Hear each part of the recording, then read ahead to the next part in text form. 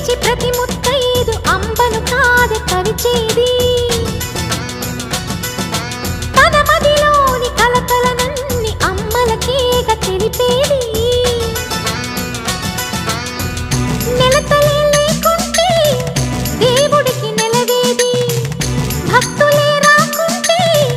గుడికి ఇక వెలుగేది దయతోటి కుంకుమ పూలు అక్షింతలు